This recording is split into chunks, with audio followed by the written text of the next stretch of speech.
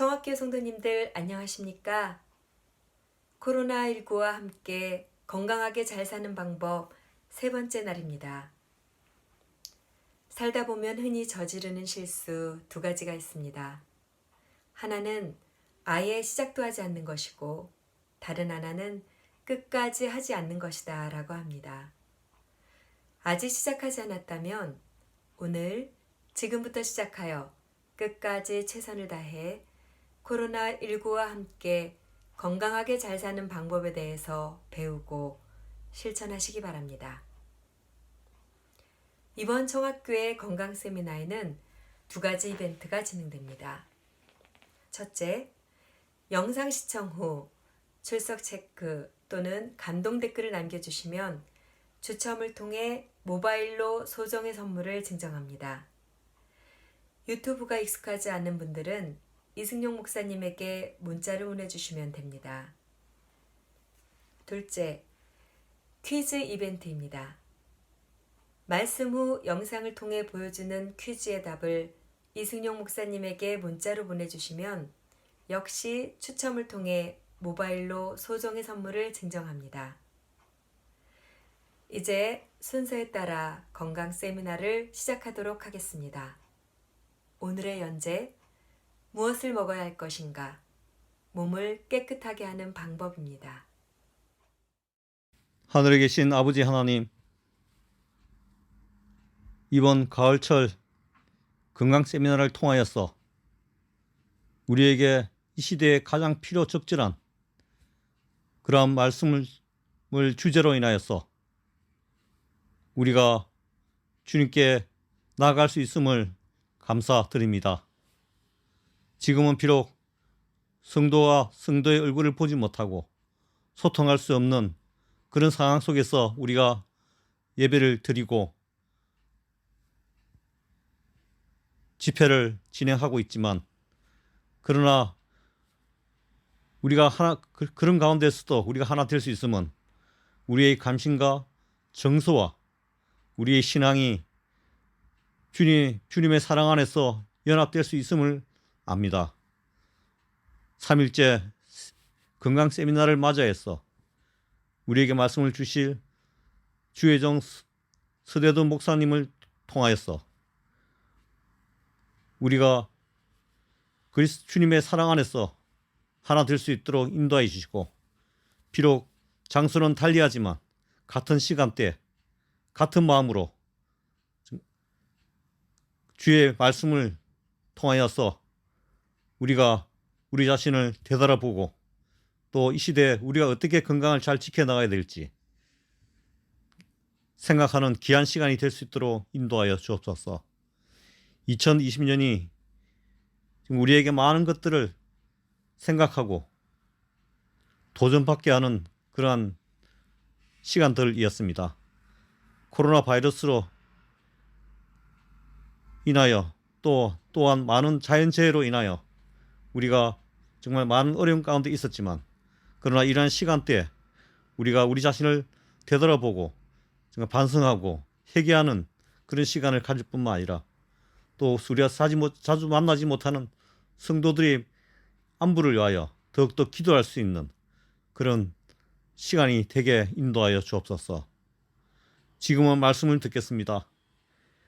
우리의 몸이 하나님의 성전이라 하였사오니 마지막 시대에 살아가는 저희들이 우리의 몸과 마음과 신앙을 건강하게 영위하여서 주님을 믿는 하늘의 백성으로서 하늘의 DNA를 가진 주의 종들로서 마지막 시대에 이 여러 질병들을 잘 극복할 수 있는 그러한 계기를 삼을 수 있도록 이 건강 세미나를 축복하여 주옵소서. 이 시간 내내 성령께서 함께 계시고 집에서 또 기타 다른 장소에서 이 말씀을 듣는 모든 회중이 말씀 속에서 온전히 주님의 사랑을 발견하게 하여 주옵소서. 온전히 십자가의 죽으시기까지 우리를 돌보신 예수님의 이름으로 기도드립니다. 아멘.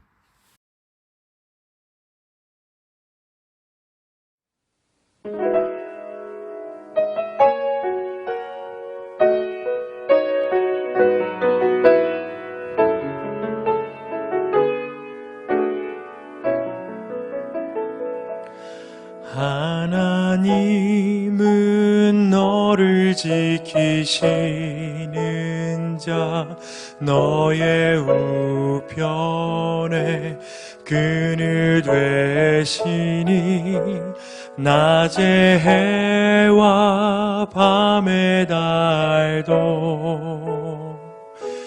너를 잊지 못하리. 하나님은 너를 지키시는 자 너의 환난을 면케하시니 그가 너를 지키시리라. 너의 출입을 지키시리라. 눈을 들어 산을 보아라. 너의 도움 어디서 오나. 천지 지으신 너를 만드신 여호와께로다.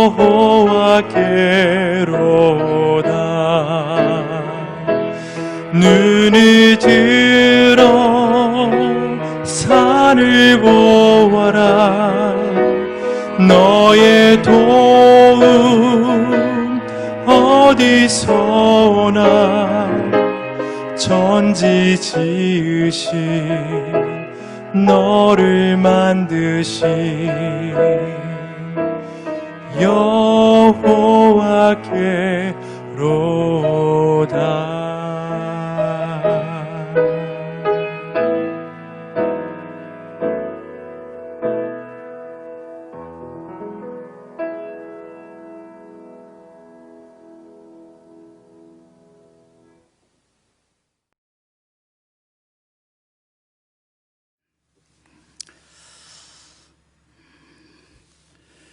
우리 청학교회 2020년 코로나19와 함께 건강하게 살기 이 건강 세미나에 접속하신 모든 분들을 환영합니다. 한국 속담 한 가지 보면서 오늘 말씀을 나누겠습니다. 호랑이에게 물려가도 정신만 차리면 산다는 속담이 있습니다. 아무리 죽을 일을 당해도 정신 잃어버리지 않고 정신을 차리면 살 길이 생긴다. 비슷한 속담이 또 있죠. 하늘이 무너져도 솟아날 구멍이 있다. 나의 상황과 현실이 어떠해도 정신만 차리면 살 수 있다. 될 수 있다. 정신만 차리면 된다. 요 정신. 이 정신을 좀 한자어로 좀 생각을 해보겠습니다. 정신. 정신 차려 하잖아요. 정신. 자, 한자어로 정신이 이 글자입니다. 이 정신. 이 정이 정할 정자, 찌울 정자예요. 또 깨끗할 정, 가장 좋을 정, 훌륭할 정, 총명할 정 정인데, 그러는 정신의 의미가 뭔가요? 정신, 가장 좋은 신이죠. 가장 좋은 신. 자, 세상에 온갖 신이 있습니다. 저 신자가 신자잖아요. 온갖 삼신도 있고, 귀신도 있고, 온갖 잡신도 있고. 근데 가장 훌륭하고 깨끗하고 좋은 신이 어떤 신인가요? 하나님이죠. 그 하나님, 어떤 하나님이세요? 우리에게 완전한 사랑의 대상으로 우리를 창조하시고 자유를 주신 사랑의 하나님이시죠. 정신 차린다 하는 말이에요. 차려. 차려라는 말이 뭔가요? 차려. 일조공샷. 그렇죠? 차렷. 옛날 많이 해봤죠. 차렷. 차려라는 말이 또 다른 의미로 있습니다. 명절이 되면은 상을 차리는 것이죠. 조상들에게. 제상 차린다. 차려. 정신 차려는 정신을 똑바로 차린단 말이죠. 결국은 정신 차려 그 말은 정신 대신 하나님을 차려. 어디 차리는 거예요? 우리의 마음에 모시는 것. 이게 정신 차려. 베드로서 5장 8절 근신하라 깨어라 너의 대적 마귀가 우는 사자같이 두루다니며 삼킬자를 찾나. 여기서 근신하라 깨어라 이 말이 뭐예요? 정신 차리라. 정신 차리라. 이게 뭐예요? 마귀가 우리를 집어삼키려고 할 때 우리의 마음에 뭘 모시는 거예요? 정신 대신 하나님을 차리는 거예요. 코로나 이 시대에 지금 사람들이 정신없잖아요. 코로나 이전에도 사람들이 정신없이 바빴습니다. 근데 코로나 이 시대에 지금 사람들이 더 정신을 못 차리고 있죠. 자, 그래서 이 타락한 천상 마귀가 우리를 공격할 때 근신하라 깨어라. 뭐예요? 정신 차리라. 마음에 하나님을 모시자. 영국의 한 코로나19 확진자가 투병하면서 이런 영상을 남겼습니다. 많은 사람들에게 경고를 주는 영상이었죠. 예.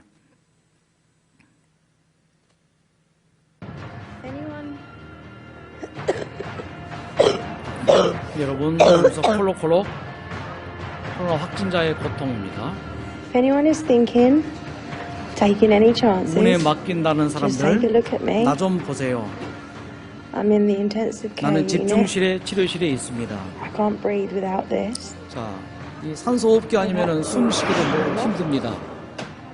몸은 여기저기에 주사바늘이 들어와 있고, Another cannula.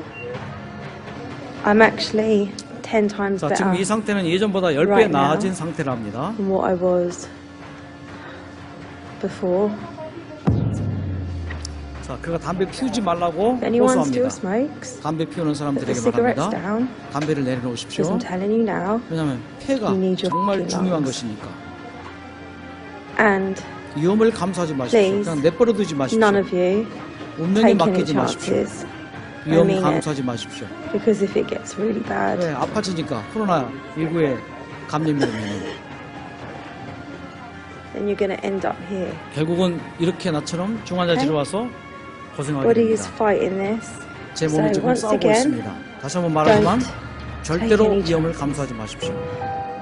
마지막으로 그녀가 조심하라는 당부를 합니다. So once again, 다시 한번 don't 말하는데 take any chances. 절대 감염의 위험을 감수하지 마십시오. 조심하십시오. 그 말이에요. 조심하십시오. 위험을 감수하지 마세요. 곧 뭐예요?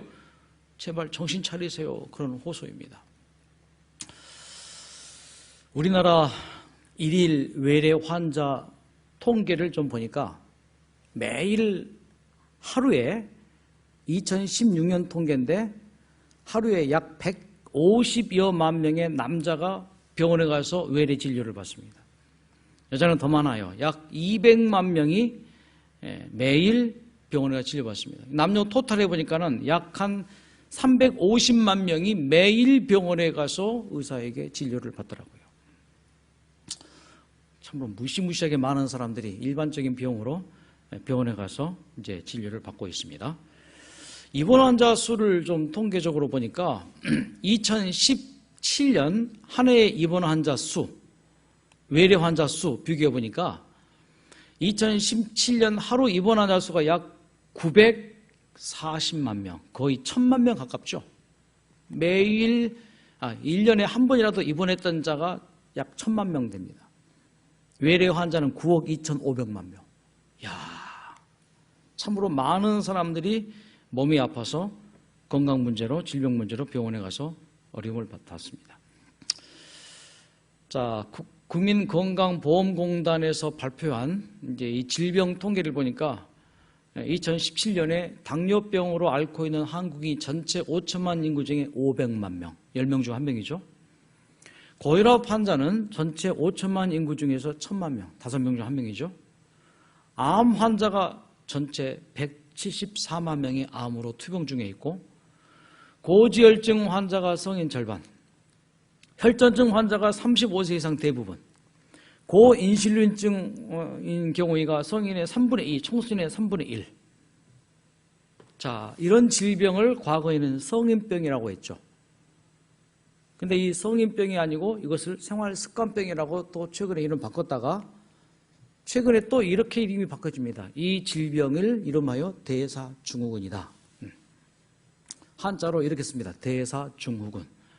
영어로는 또 이렇게 메타볼릭 신드롬이라고 표현하고, 이제 그 헬라어입니다. 헬라어는 메타볼리스 뭐 이렇게 이제 표현을 하는데, 자, 이것이 결국 무슨 뜻인가 하면은 체인지라는 뜻이에요. 변화라는 뜻, 변화. 변화. 그러니까 우리의 몸은 변화돼야 돼요. 그 변화를 다른 말로 신진대사라 합니다. 신진대사. 자, 이 신진대사라는 말을 다른 말로 표현하면 물질대사예요. 우리가 먹는 음식이 다 물질이잖아요. 신진대사, 이 한자가 이렇게 됩니다. 새로울 신자, 묵을 진자. 새 것이 자꾸만 묵은 것을 몰아내고 새 것으로, 대사, 계속 바뀌어진다 그 말이에요. 그러니까 우리의 몸의 건강은 새 것이 들어가고 옛 것이 나가고 이게 순환이 돼야 됩니다. 새로운 피가 돌아서 새로운 산소 공급해주고 나쁜 탄산가스 배출해주고 피가 돌아서 새로운 것 영양 공급해주고 이제 찌꺼기 영양 안 좋은 것들 이렇게 배설해주고 요 신진대사. 고혈압, 당뇨, 암, 뭐 이런 고지혈증 이런 수많은 질병이 다 뭐예요? 요 새 것과 헌 것이 교환이 안 되어서 오는 병이다라고 보는 것이 맞습니다. 그래서 묵은 것이 없어지고 새 것이 생기는 것. 그래서 우리의 몸은 뭐예요? 건강하게 그렇게 유지가 되게 돼 있습니다. 이것을 물질대사라고 이제 표현을 하죠. 물질대사. 음식이 물질이니까 물질대사. 이것은 영양물질을 분해하고 합성해서 생명 활동에 쓰는 그 에너지, 그거를 생성하고 불필요한 물질을 몸 밖으로 내는 거. 그러니까 몸에 필요한 것을 새롭게 만들어내고 필요 없는 것은 몸 밖으로 내뱉고 배출하고. 이게 물질대사인 것이죠. 이런 신진대사, 물질대사는 우리의 몸에서 어느 작용을 통해서 이루어지는가 하면 이화작용을 통해서 이루어집니다. 이화작용. 자, 이화작용이란 무엇인가? 우리의 몸에 산소가 들어와서 그 산소가 변해요. 뭘로 변해요? 태우는 것으로 변해서 열과 에너지.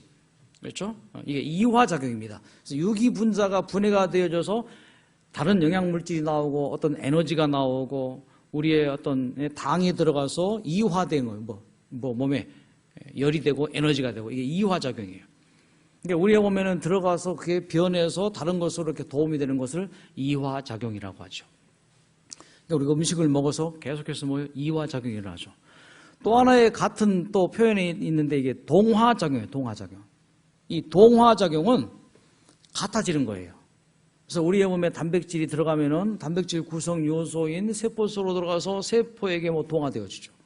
그러니까 물이 들어가서 피로 동화되어지죠. 물이 들어가서 세포 체액으로 동화되어지죠. 이게 동화작용이에요. 그러니까 결국은 현대인들이 앓고 있는 이 고혈압, 당뇨, 암, 각종 이런 질병들은 대사증후군인데 결국은 이 대사증후군은 우리의 몸에 들어가서 이화작용, 동화작용이 안 되고 신진대사, 묵은 것과 새 것이 교환이 안 되어서 우리의 몸에서 얻어지는 것이 바로 이 대사증후군이라고 이제 학자들이 풀이합니다. 자, 그럼 어떻게 하면은 이 신진대사를 잘 되게 할까? 이것이 치료력, 면역력으로 이제 직결되니까요.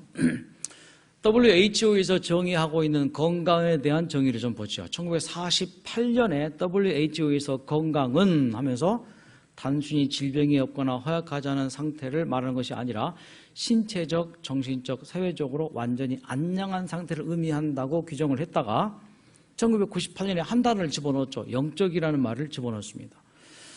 안녕한 상태, 이것을 영어로 웰빙이라고 합니다. 웰빙 말을 많이 쓰잖아요. 아주 안녕한 상태, 안녕한 상태.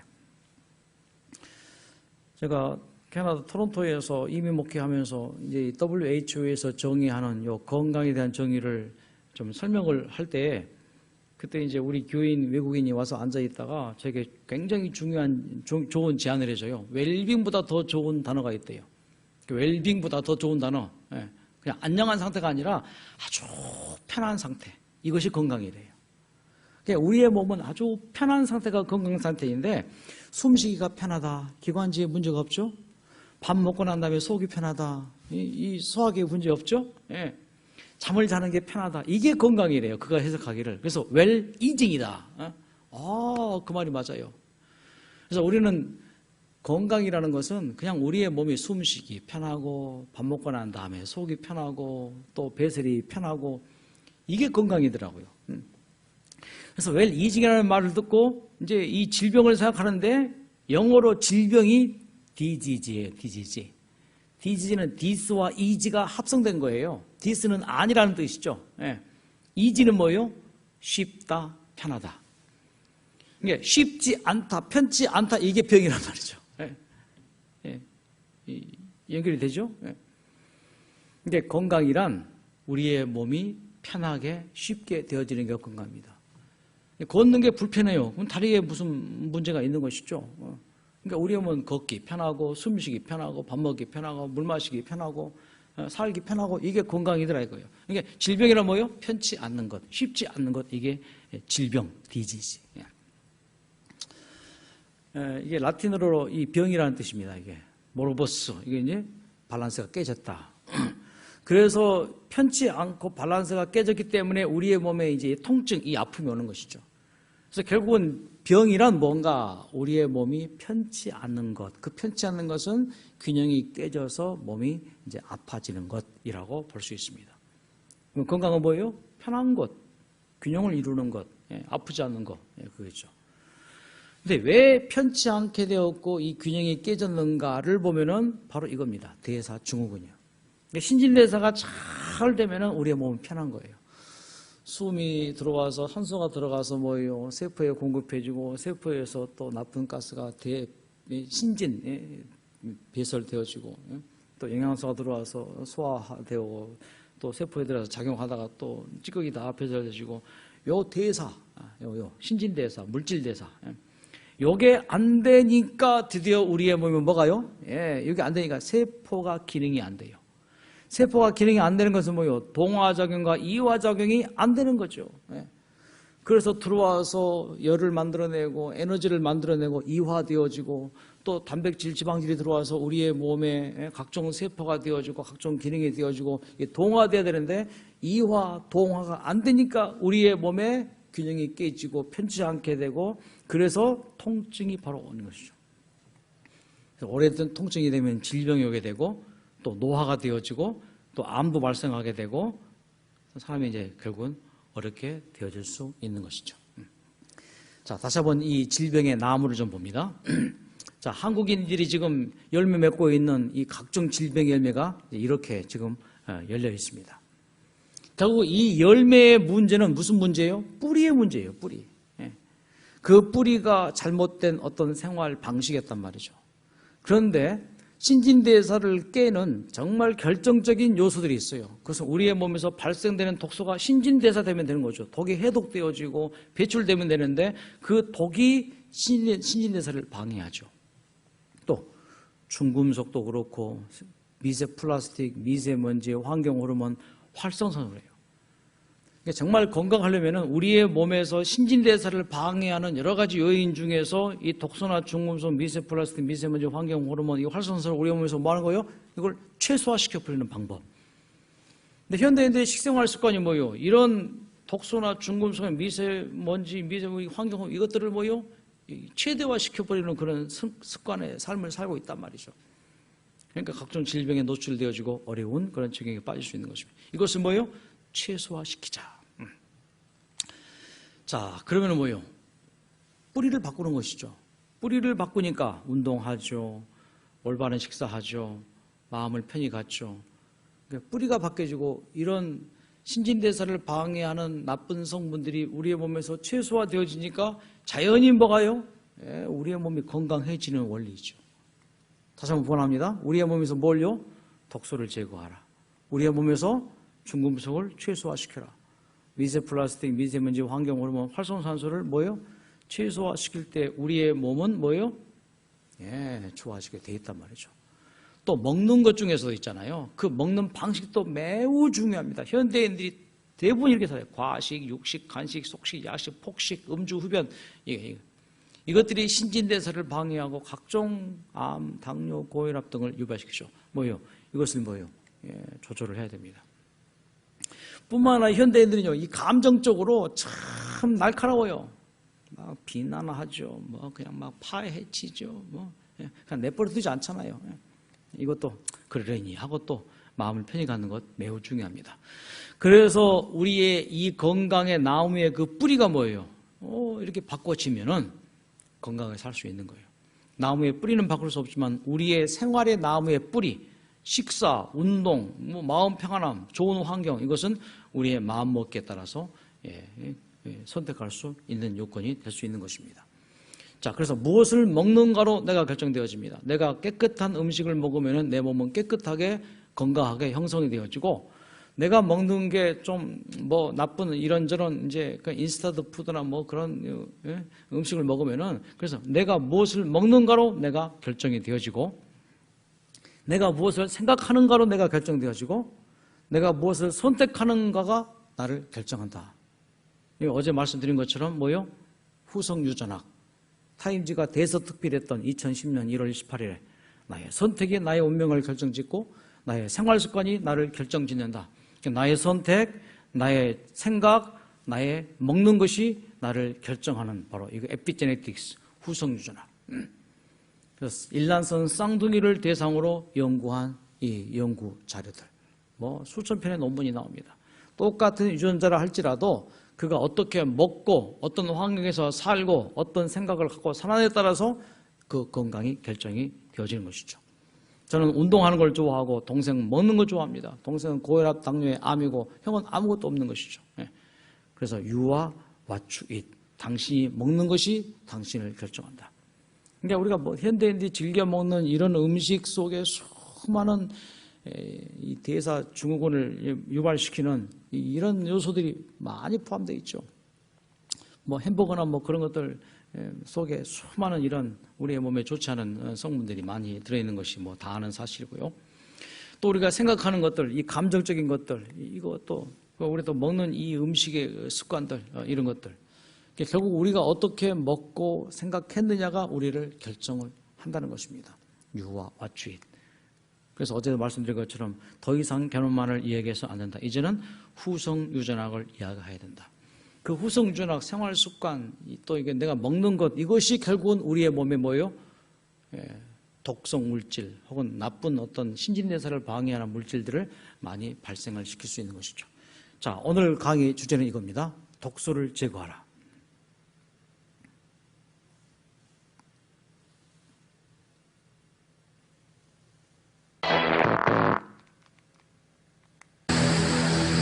많은 질병들은 독소로부터 온다. 의학의 아버지 히포크라테스의 말입니다. 독, 톡신. 그래서 우리의 몸에서는요 하루에도 약 200여 가지 이상의 독성 물질이 계속 생성이 되어집니다. 그러니까 이런 독성 물질을 우리가 제거하는 방법을 선택하는 것이 매우 중요한 것이죠. 이 독이 계속 우리 몸에서 쌓이는데 이 독성 물질을 우리 몸에서 제거하는 방법, 그 방법을 썼던 한 사람을 소개합니다. 그는 결혼하고 자식들을 낳고 난 다음에 자식들에게는 경제적으로 힘들게 하지 말자. 그래서 열심히 일을 했습니다. 살 만큼 재산을 모았습니다. 근데 2010년 췌장암 진단을 받습니다. 췌장뿐만이 아니고 여기저기에 암세포가 이제 진단이 되어집니다. 정말 충격적이었습니다. 어떻게 될지 갈피를 못 잡았습니다. 그때 이제 정신 차린 거죠. 수에 개 세계 유명한 병원의 홈페이지와 또 문헌을 뒤집니다. 그래서 뭐 존스 홉킨슨, MD 앤더슨, 뭐 그리고 또 건강 카페 다 가입하고 암 카페 가입하고 뭐 해서 정보를 찾아냈습니다. 그래서 진단을 받고 난 다음에 그가 여기저기 많은 이제 정신을 차리고 이제 문헌을 조사하고 또 방법을 이제 나름대로 생각을 해봤겠죠. 그러면서 그가 내린 결론이 이겁니다. 그러자 어렴풋이 잡히는 게 있었어요. 손을 대면 안 되겠구나 하는 거였어요. 췌장암 뭐 이 정도면 말기잖아요. 손을 대면 될수록 빨리 죽겠구나 하는 거였어요. 그래서 그가 2010년부터 2년 정도 여기저기 이제 뭐 왔다 갔다 하면서 이렇게 좀 생활을 하다가 드디어 이제 뉴스타트 이 프로그램에 참석을 하게 되었죠. 그래서 2012년에 이제 뉴스타트 강의를 딱 듣게 됩니다. 영양, 우리가 먹는 것이 중요하다. 운동 중요하다. 물 마시는 거 중요하다. 햇빛 쬐는 거 중요하다. 절제 중요하다. 과유불급이다. 남아도 탈, 모자라도 탈. 그래서 공기 얼마나 중요하냐. 휴식 충분히 쉬어야 된다. 또 하나님을 신뢰하는 것 얼마나 마음 평안하냐. 이 강의를 딱 듣고 무릎을 쳤습니다. 아, 이거구나. 그러면서 그가 이것을 깨닫고 실천을 하기 시작하면서 그가 2013년 초에 지리산으로 갑니다. 지리산 뱀산골 입구에 산내면이라고 있죠. 그 산내면 바로 남양 이제 이 언덕 바로 이분이 사는 이제 그 집입니다. 지리산이 빤히 바라다 보이는 이 조용하고 공기 좋은 곳에 그가 텐트를 칩니다. 이제 지금 집은 최근에 지은 것이고요. 자, 그가 했던 건강의 방법은 인풋하고 아웃풋입니다. 그래서 그는 인풋 몸에 음식을 먹는 것보다 더 중요한 게 아웃풋, 밖으로 내뱉는 것이죠. 밖으로 배출하는 것이 중요하다는 것을 그가 깨닫고 실천을 합니다. 그래서 네 가지를 아웃풋을 실천하는데 대변을 잘 보자, 소변을 잘 보자, 숨을 쉴 때 날숨이 더 중요하다. 후 내뱉는 땀을 충분히 이게 다 몸에 있는 독소를 몸 밖으로 배출하는 그의 나름대로 방법이었습니다. 잠자는 시간 빼고는 항상 움직이기, 잘 먹기 대신 잘 골라 먹기. 그리고 그가 썼던 것이 가공식품, 인스턴트 식품은 입에도 되지 않는다. 함부로 먹으면 몸이 충격을 받는다. 아침 10시, 오후 5시 하루 2끼 식사를 합니다. 토마토 스프와 샐러리를 한 접시 먹고 현미 잡곡을 먹었습니다. 꼭꼭 씹어서 소식, 서식, 천천히 먹는 거, 서식과 소식입니다. 아웃풋이 잘 되게 하려면 절대로 함부로 먹어서는 안 된다. 많이 먹어서도 안 된다.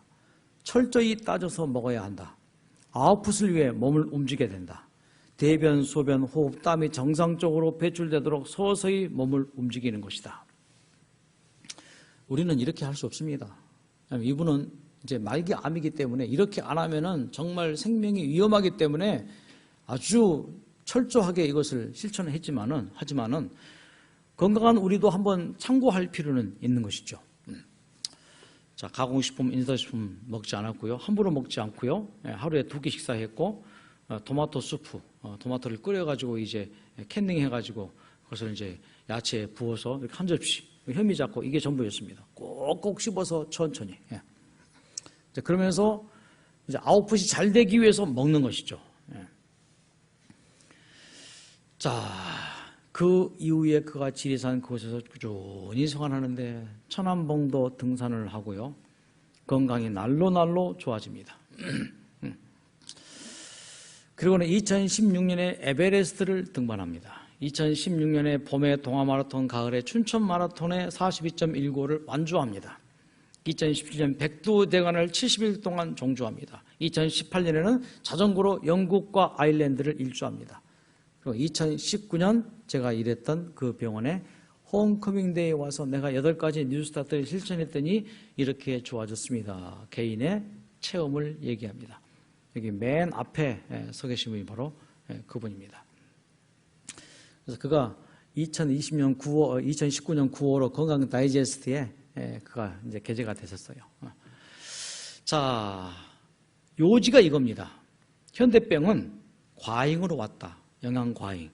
너무 많이 먹었어요. 영양과잉입니다. 현대병을 관리하고 치료하기 위해서는 비워야 돼요. 깨끗이 비워라. 그래서 오늘 시간에는요, 어떻게 깨끗이 우리의 몸을 비울 것인가, 여기에 초점 맞춰서 남은 강의를 좀 진행하도록 하겠습니다. 그럼 아침, 점심을 꼭 현미 채식으로 드시기를 권유합니다. 특히 현미를 좀 눈여겨볼 필요가 있는데, 이 현미의 그 쌀룬 있죠. 쌀룬을 배아라 하죠.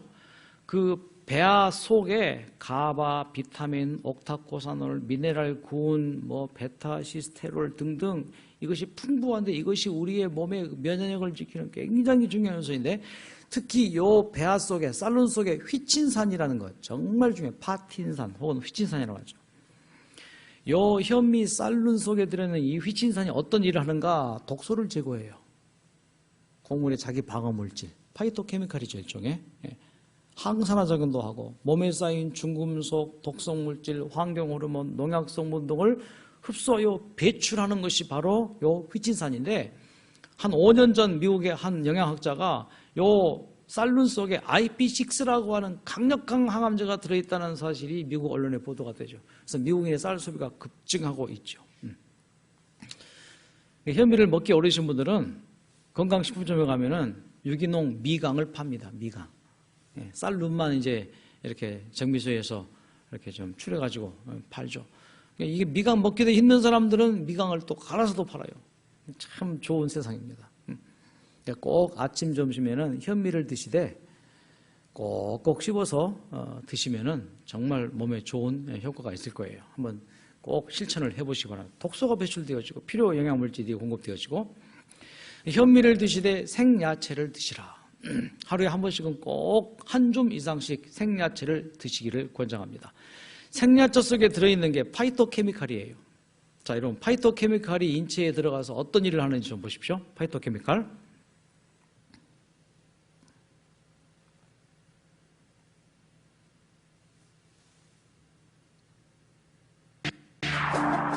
파이토케미컬은 암이 발생하는 여러 단계에서 작용한다.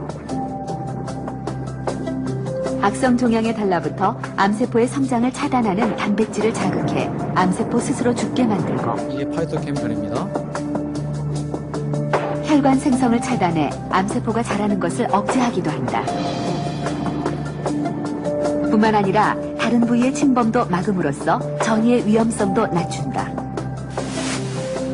또한 발암물질에 의해 손상된 DNA를 복구시키기도 한다. 자, 이게 파이토케미칼입니다.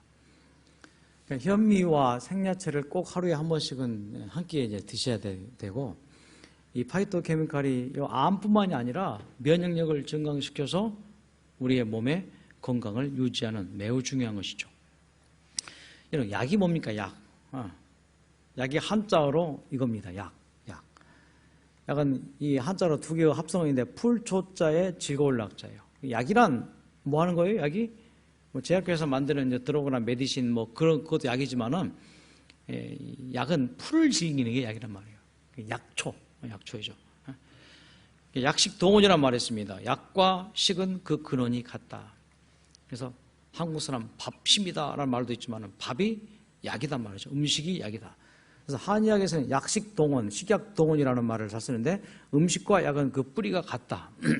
동의보감 서문에도 사람의 질병은 모두 섭성을 잘 조절하지 못하는 데서 생기는 것이니 수양이 최선이고 약물이 그 다음 몸을 보호할 때 약보다 음식으로 먼저 보하라. 음식이 뭐요? 약이란 말이죠. 손사막, 중국의 이 허준이죠. 무릇 병을 치료하고자 하는 이는 먼저 음식으로 치료하고 듣지 아니하면 그 후 약을 쓴다. 한국에도 우리 이수근 교수님을 중심으로 한 한국 약식동원 연구소가 있습니다. 거기서 식품, 3가지 식품을 발표합니다. 1차 식품은 자연계에 존재하는 천연물. 스스로 자연계에서 난 이게 1차 식품, 가장 우리의 몸에 좋은. 2차 식품은 인간이 재배한 각종 채소와 과일. 3차 식품은 인간이 즐기고 있는 동물성 식품, 뭐 고기나 생선 이런 재배되고 생산된 거. 자, 이런 것이.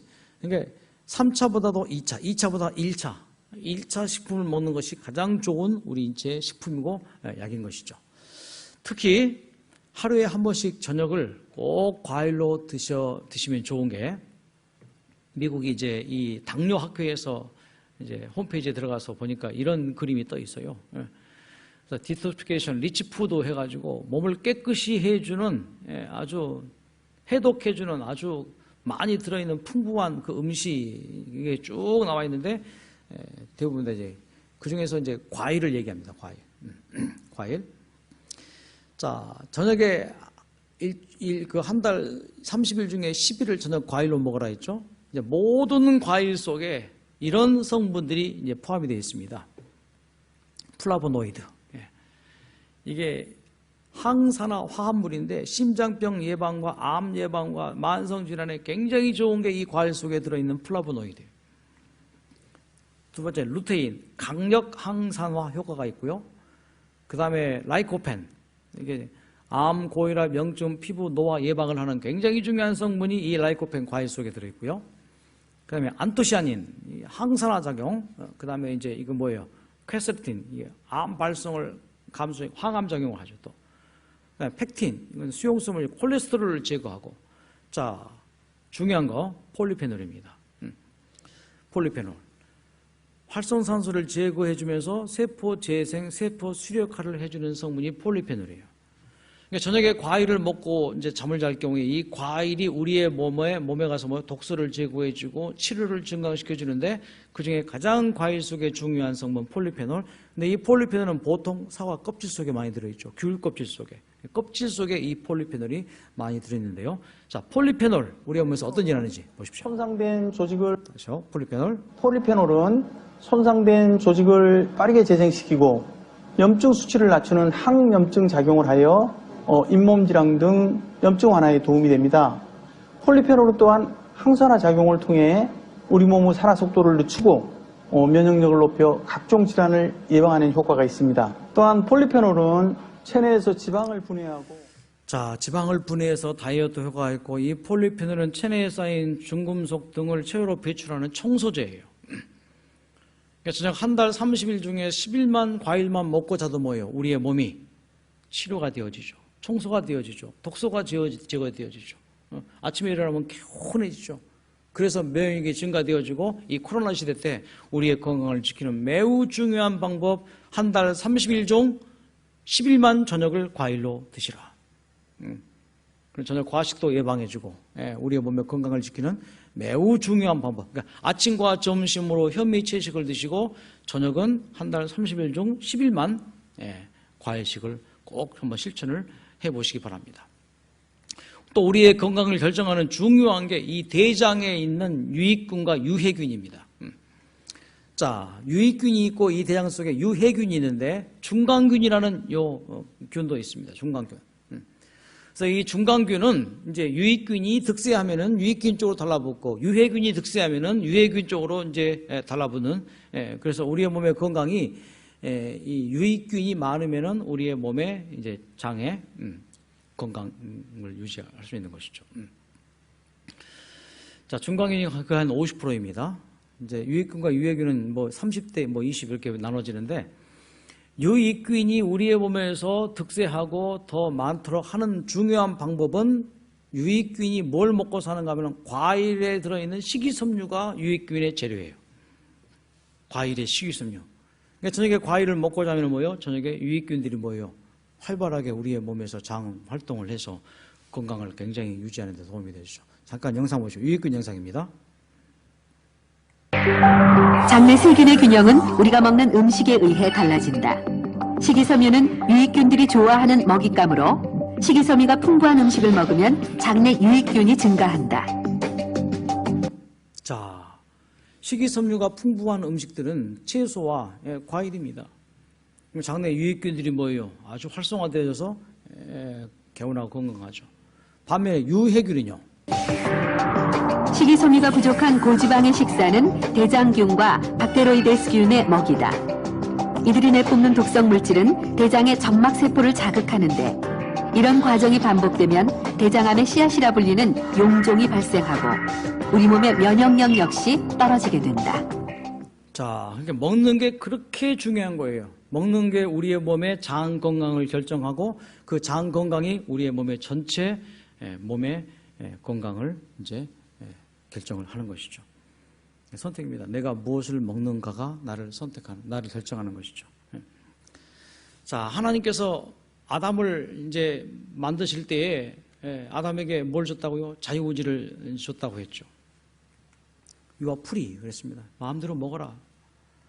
근데 이거 선택하라. 아담이 선택했습니다. 그가 생명과를 먹기를 선택하다가 결국은 뭐예요? 선악과를 먹고 말았죠. You are what you eat. 먹는 것으로 인류가 결정이 되어버렸어요. 자, 이제 우리의 앞날을 봅니다. 어느 방향으로 옮길 것인가? 자, 우리 앞에 두 가지가 있습니다. 생명과 사망이 있습니다. 복과 저주가 있습니다. 내 앞에 두었은즉 너는 살기 위하여 생명을 선택하고 두 방향이 있습니다. 어느 방향을 선택할까? 내가 앞으로 건강하게 행복하게 살 것인가? 아니면 그렇지 못하게 살 것인가는 내 선택에 달려 있습니다. 내가 무엇을 먹을 것인가? 무엇을 선택할 것인가? 이것이 나를 결정을 하는 것입니다. 자, 이 세상 모든 생명에게 있는 것을 좀 잠깐 생각합니다. 식물에도 있고 물고기에도 있고 새들에게도 있고 모든 동물에게 있는 것, 똑같이 다 있는 것. 저는 본능이라고 한번 정의해요. 본능. 본능. 자, 사람의 본능이 있습니다. 사람이 태어날 때 뭐 크게는 두 가지 것을 가지고 태어난다고 이제 한번 정의해 보죠. 첫째는 개인적인 성격, 두 번째는 인간의 본능입니다. 근데 개인적인 성격은 다 달라요. 같은 어머니에게서 태어난 형제들 다 성격 다르잖아요. 근데 다른 어머니에게서 태어난 모든 인간이 다 같은 게 있는데 그게 본능이에요. 본능. 자, 사람에게 있는 본능을 좀 잠깐 생각해 보죠. 두 가지로 나누면 생리적인 본능과 심리적인 본능으로 나눕니다. 자, 생리적인 본능, 첫째 본능이 식욕이에요. 두 번째 본능, 잠자는 거죠. 배설하는 것이죠. 성욕, 생존욕, 이건 생리적인 본능이에요. 심리적인 본능은 안전하고 싶어요. 불안한 데서 사람 못 삽니다. 지진 나는 곳에 뭐 두려움이 있죠. 소유욕, 내가 뭔가를 좀 갖고 있어야 돼요. 소속욕, 어딘가 속해야 됩니다. 명예욕, 누가 나를 인정해주고 존경해주는 것이죠. 영생욕, 우리는 죽고 싶지 않아요. 영원히 살고 싶어요. 자, 그런데 사람의 운명을 결정짓는 것은 이 10가지 본능을 수레의 10개의 바퀴로 생각해 본다면은, 자, 수레에 10개의 바퀴가 있습니다. 이렇게 식욕부터 시작해서 영생욕까지. 근데 이 모든 본능을 지배하는, 또 본능을 이끌어가는 중요한 본능이 있는데 마치 이 자동차의 핸들 같은 본능이 저는 영생욕이라고 봅니다. 영생욕. 하나님을 인정하는 본능이죠. 자, 이런 인간의 본능이 균형지게 발달이 되지 못하고 불균형하게 발달이 될 경우에 수레의 바퀴가 똑같지 않고 크고 작고 하면 수레가 어떻게 돼요? 제대로 앞으로 나갈 수가 없죠. 근데 현대인들의 이 본능의 수레의 바퀴가 지금 이렇게 돼 있어요. 어떤 사람은 먹는 것 좋아하죠. 어떤 사람은 또 이성을 너무 좋아하죠. 어떤 사람은 너무 욕심이 많아 갖는 걸 좋아하죠. 현대인들의 불행과 질병의 그 원인을 저는 이렇게 진단해 봅니다. 이 본능의 수레바퀴가 균형지지 못했기 때문에. 그래서 인간이 불행해지고 그래서 인간이 각종 질병으로 고생을 하게 되고. 오래전에 신문 스크랩을 해놓은 사진인데 어떤 할아버지가 철조망을 붙잡고 괴로워하고 있습니다. 이상가족이죠. 북이 고향인 할아버지죠. 인간에게 또 다른 본능이 뭐예요? 귀소 본능이 있죠. 고향에 대한 본능. 월남해서 수많은 고생하면서 나름대로 터전도 잡고 기반도 잡고 가족도 일구었다 하십시다. 근데 명절만 되면은 뭐요? 이 할아버지는 이 귀소 본능 때문에 건강할 수 없습니다. 행복할 수 없다고 볼 수 있습니다. 결국 우리의 이 질병은 본능이 제대로 사용되지 못할 때 이 질병이 온다고도 볼 수 있어요. 그래서 본능이 진륜당할 때 우리의 몸에 건강이 어려움을 당할 수 있는 것이죠. 그래서 본능이 잘 활용되어질 때 사람은 건강할 수 있고 행복할 수 있습니다. 그래서 이 본능의 10개의 바퀴를 다시 한번 보면은요. 자, 이 본능의 첫 번째 시작하는 본능은 식욕이에요. 사람이 먹지 않고 살 수 없습니다. 사람이 배불러야 돼요. 그런데 식욕이 첫 번째 본능이라면은 그 본능을 결정하는 본능은 영생욕이라고 볼 수 있습니다. 신앙심이에요. 자, 우리의 마음 가운데 신앙심이 있느냐 없느냐, 우주와 인간의 기원을 좀 잠깐 보면은요. 자, 인간의 기원을 진화론으로 보고 우주의 기원을 빅뱅 이론으로 봅니다. 이거 진화론입니다. 자, 원숭이가 사람이 되었다. 근데 이 진화가 될 수 없는 과학적인 증거가 여기 있습니다. 모든 이 생명마다 고유의 그 유전자가 있습니다. 원숭이는 원숭이 유전자가 있고, 호랑이는 호랑이 고유 유전자가 있고, 개는 개 고유의 유전자가 있습니다. 근데 그 고유 유전자는 절대 변하지 않는다. 이거예요. 그럼 원숭이가 사람이 되었다 그 말은 고유 유전자, 원숭이의 고유 유전자가 사람이 되었다는 얘기죠. 그건 절대 불가능하다는 얘기입니다. 2003년 4월 15일에 게놈 프로젝트가 뉴스로 발표가 되었습니다. 풀어줄 게놈 지도가 드디어 완성됐습니다. 과학자들은 혁명적 사건이라며 지금 흥분하고 있습니다. 박재용 기자의 심층 보도입니다. 10만이 알았던 생명의 신비가 드디어 인간에게도 그 모습을 드러냈습니다. 인간 생명의 유전적 청사진인 인간 게놈 지도가 완성된 것입니다. This is a day of historic 자, significance. 여기에 게놈 연구소장이 발표한 이 자료 보면은 역사적으로 매우 중요한 순간이다. 우리가 직접 작성하고 자료화할 성경에서나 쓰여질 단어가 쓰여져 있습니다. 생명책의 초판을 출판하는 순간이다. 또 그 기자의 멘트에 신만이 알았던 생명의 신비, 이게 뭐예요? 창조론을 지금 과학에서 인정하고 있잖아요. 이 신문 사설에 신이 그린 인간 설계도, 신이 그린 인간 설계도, 그 말이 뭐예요? 창조론이죠. 절대 진화된 것 아닙니다. 또 빅뱅 이론입니다. 우주의 기원을 빅뱅 이론으로 보는데, 이 빅뱅 이론이 뭐냐면은 수없이 오래전에 이 우주는 먼지 투성이었다. 근데 오랜 세월 지나면서 그 먼지가 하나의 큰 덩어리가 되었다. 그 덩어리가 암모니아 가스가 주변에 모이게 되었고, 그 암모니아 가스가 번개불에 번쩍여서 폭발하게 돼. 대폭발 이론. 뻥 하고 터져 파편이 이제 우주의 별이 되었고, 가운데 가장 뜨거운 것이 태양이 되었다. 이제 쉽게 말해서 이게 빅뱅 이론이잖아요. 그런데 이 빅뱅 이론이 과연 맞을까?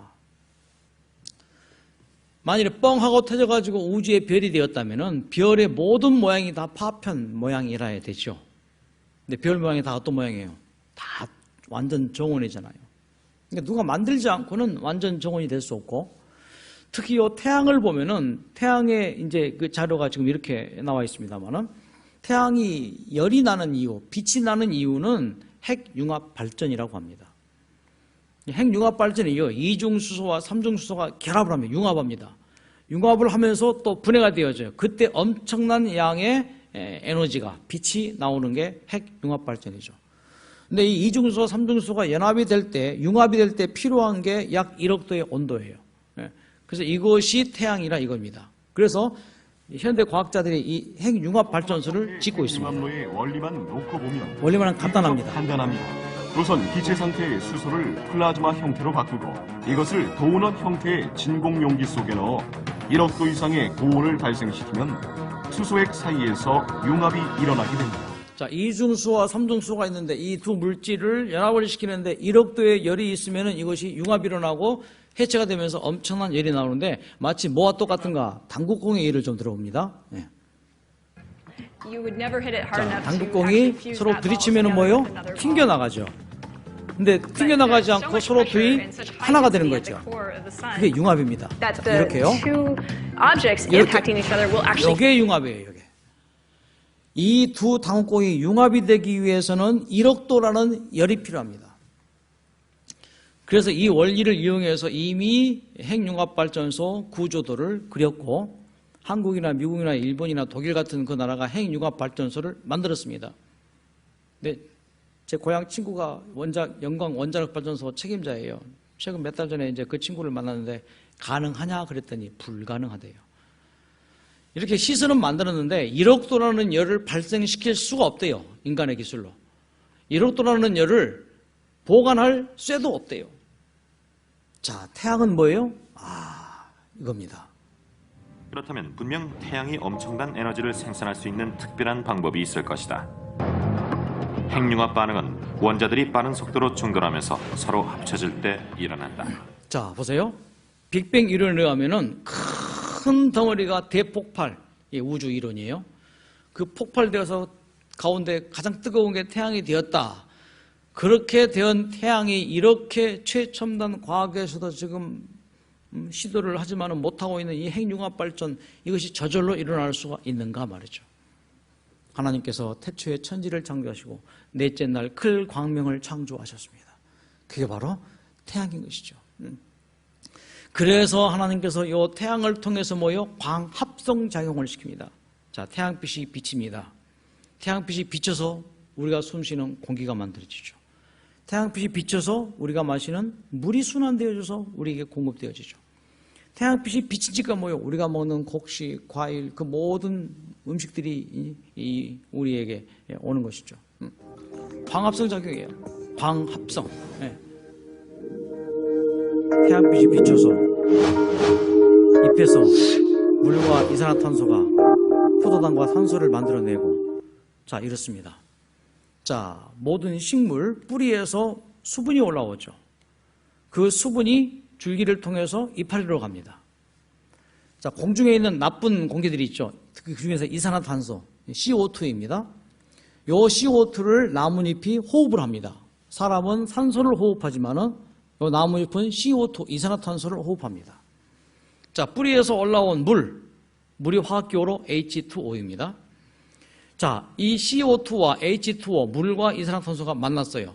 두 남녀가 서로 첫 선을 봤습니다. 서먹서먹하죠? 어색하죠? 서로 인사를 나눕니다. 어색하죠? 그래서 하루, 이틀, 한 달, 두 달 사귀면서 서로가 서로를 이해하게 됩니다. 그때 필요한 게 뭐예요? 에너지예요. 그러니까 이 물과 이 이산화탄소가 서로 이제 만났을 때에 햇빛이 비쳐서 광 분해를 시킵니다. 그래서 CO2를 해체를 해요. 서로 대화를 하다 보니 이해가 되고, 이해하니 서로 동정하게 되고, 동정하니 마음이 통하게 되고, 이게 이제 해체되는 거죠. 해체. 그래서 COO, HHO, 이게 해체되는 거예요. 여기에서 한 번 더 태양빛이 비쳤을 때 광 합성을 시킵니다. 합성. 합성을 시키면은 우리의 몸에서 해처 모여가 되는 거예요. CO2, HHO. 그러다가 또 뭐예요? 이게 서로 해처 모여야 됩니다. CH도 CHO 이렇게 돼요. CHO가 뭔지 아세요? CHO? 이 CHO는 탄수화물이에요. 당분이죠. 그래서 이 당분 속에 뭐가 들어있는 거예요? 에너지가 들어와 있어요. 그 에너지는 뭐예요? 햇빛 에너지죠.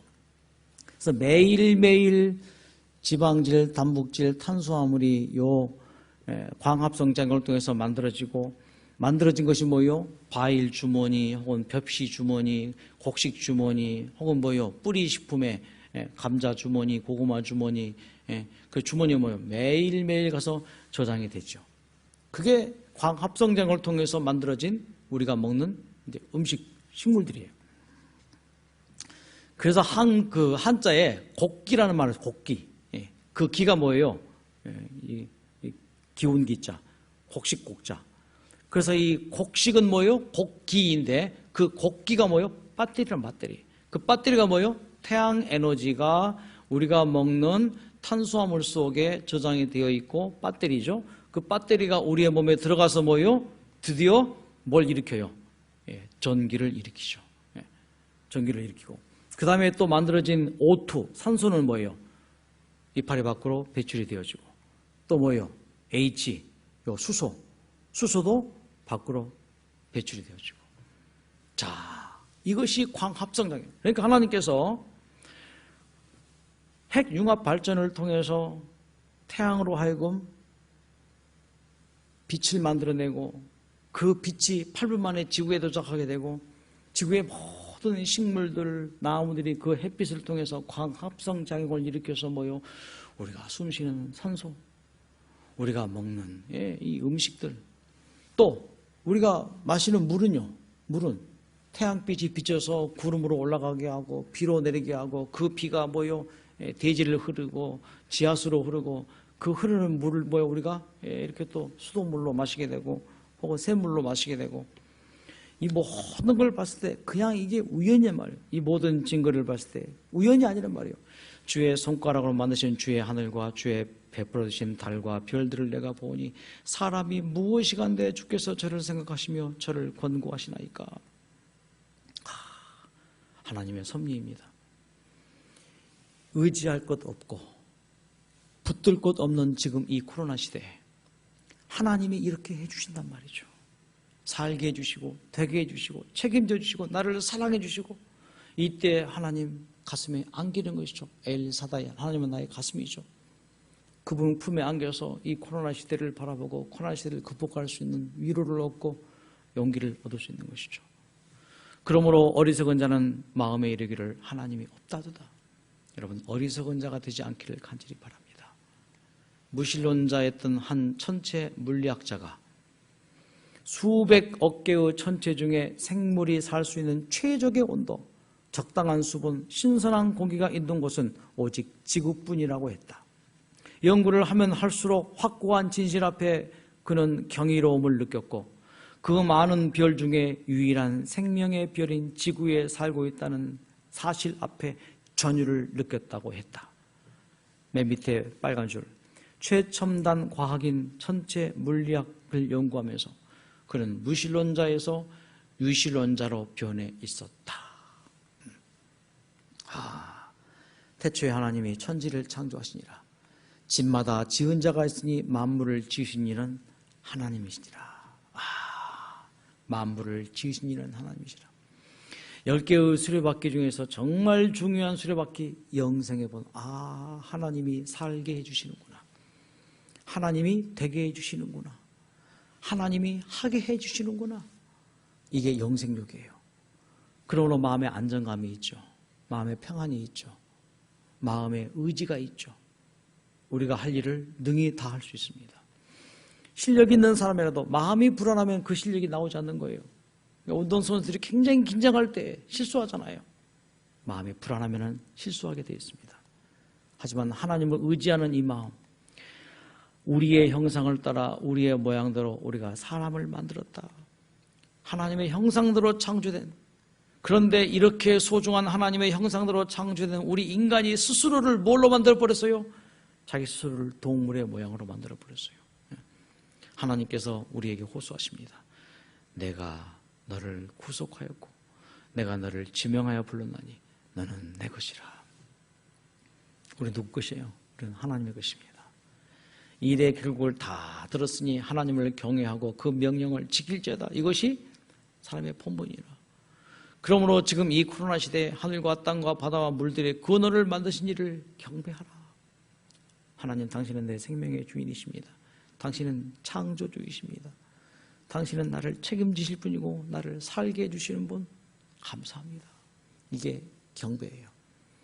나는 부끄럽지만, 나는 부족하지만, 나는 모자라지만, 나는 자꾸만 실수하고 나는 넘어지고 잘못하고 저지레 하지만 또 죄도 짓지만, 그래도 하나님이여 나에게 준 이 마음의 자유의지로 하나님, 당신을 인정합니다.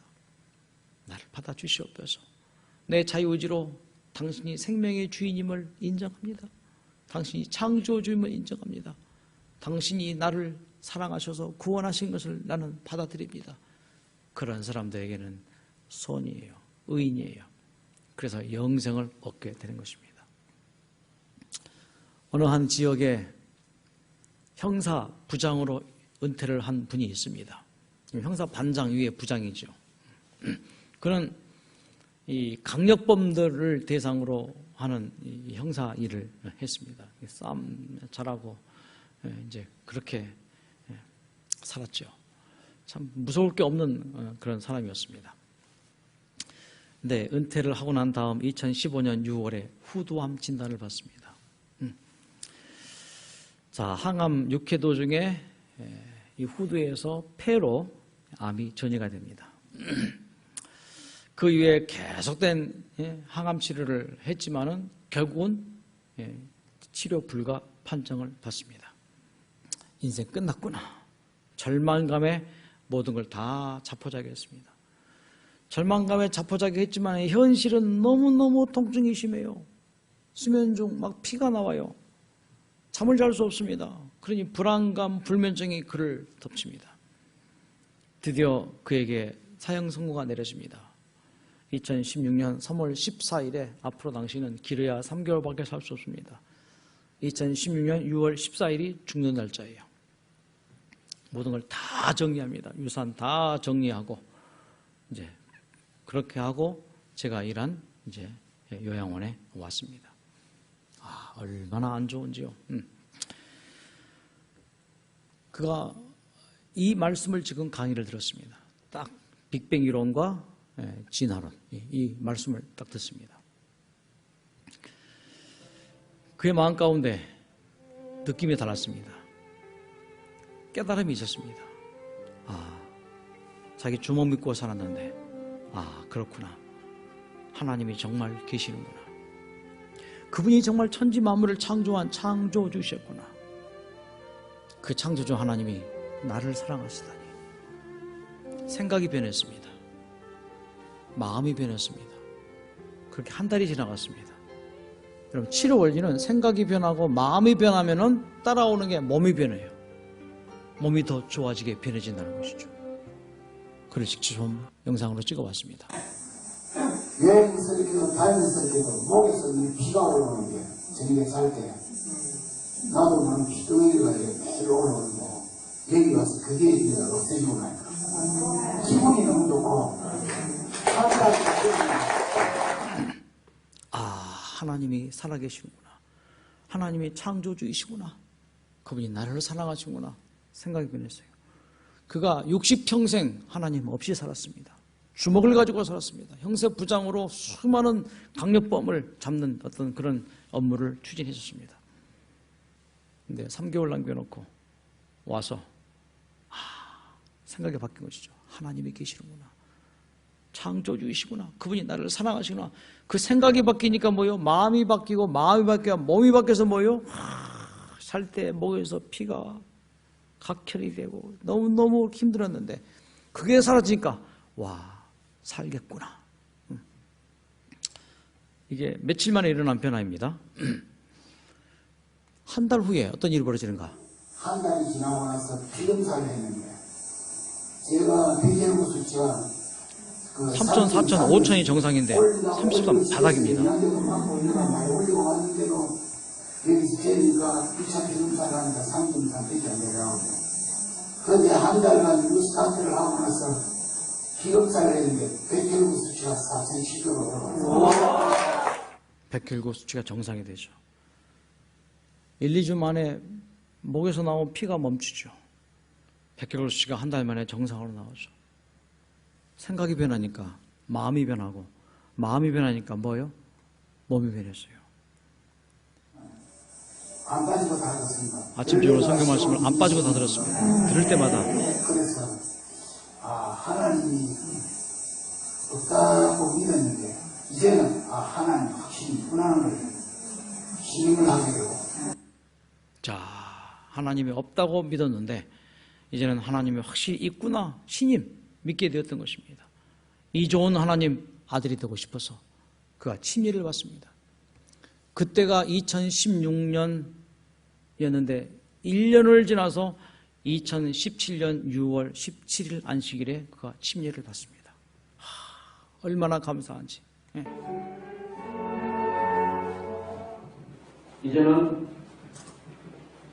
하나님을 창조주로 인정하며 생명의 주인으로 모시며 예수님을 개인의 구주로 영접한 황 보조에게 아버지와 아들과 성령의 이름으로 침례를 베푸나이다. 아멘.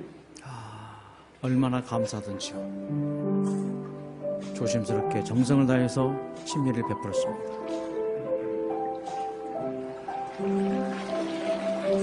그리고는 새로 태어난 생명이기에 꼭 끌어안아 두들겨주고 남은 생에 하나님과 함께 사시기를 호소했습니다. 그 이후에 그가 얼마나 좋아지는지 마음껏 한 번 더 날아라. 자, 그의 간증을 다시 한번 보죠. 아침 저녁으로 성경 말씀을 안 빠지고 들었습니다. 들을 때마다 새로운 힘이 생기는 것 같고 하나님이 없다고 믿었는데 이제는 하나님이 확실히 있구나를 신임하게 되었습니다. 자, 질병은 다르지만은 암보다 암만큼 어려운 게 이 코로나라고 볼 수 있죠. 사실 암이 더 심각할 수 있잖아요. 말기 3개월밖에 살 수 없는 이제 그런 진단을 받았는데 이런 암도 치료되었습니다. 그 이후에 그가 건강을 되찾고 퇴원을 했습니다. 어느 날 저에게 부산국제영화제 표지 모델로 자기가 어떻게 됐다고 시네마 센터 모델이 돼가지고 이렇게 멋지게 사진 찍어서 보내왔어요. 최근 안부 카톡을 했습니다. 생일입니다. 잘 지내시죠? 칠순잔치도 할 것 같습니다. 지금 60세이신데 제 칠순잔치 때 트럼펫 불어준다고 그날이 오기를 기다립니다. 얼마든지 가서 그때 연주해 드리겠습니다. 그래서 이게 주고받았습니다. 그분이 정말 애창했던 찬양이 바로 이 찬양입니다. 그의 인생이 그대로 표현된 찬양 잠깐 감상하시겠습니다. 낙엽처럼 살아온 내 모습, 황자처럼 잡초처럼 살아온 내 모습.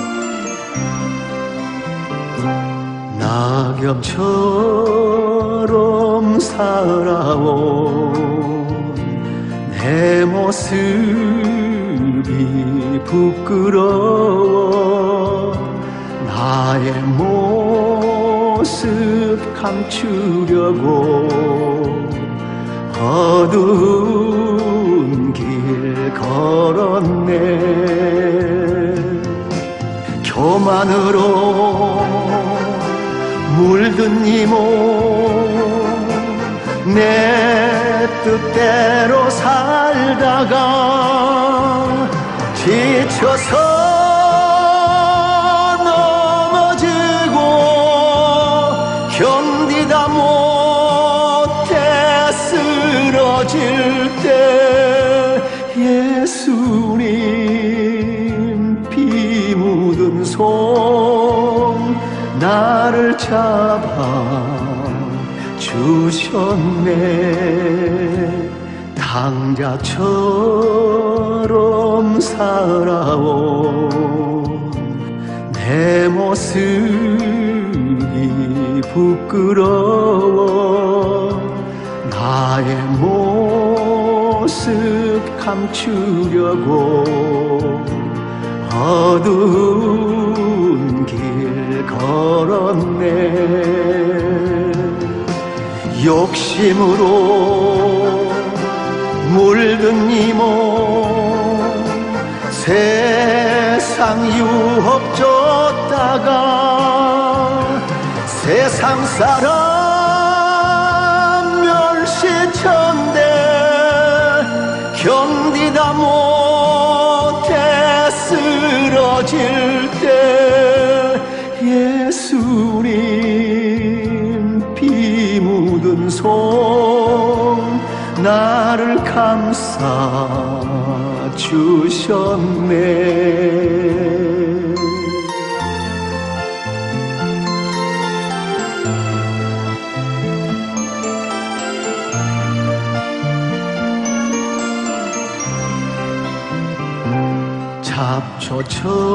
잡초처럼 살아온 내 모습이 부끄러워 나의 모습 감추려고 어두운 길 걸었네.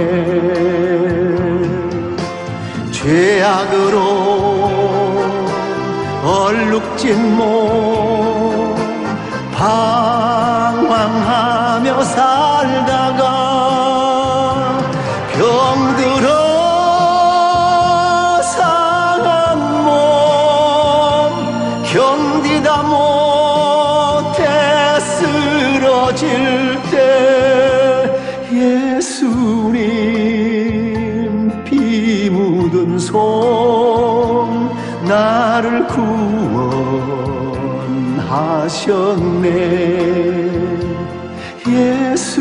예수님 피 묻은 손 나를